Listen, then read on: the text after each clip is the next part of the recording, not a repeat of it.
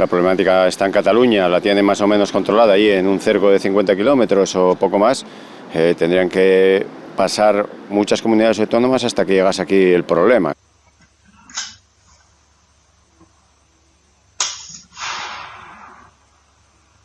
El problema viene de lo urbano, ¿no?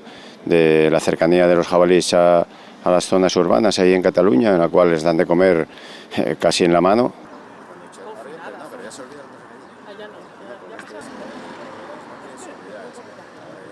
Si llegase aquí, en el supuesto caso de que, ya es una hipótesis, de que llegase aquí lo que está pasando en Cataluña, pues los cazadores seríamos los primeros en colaborar.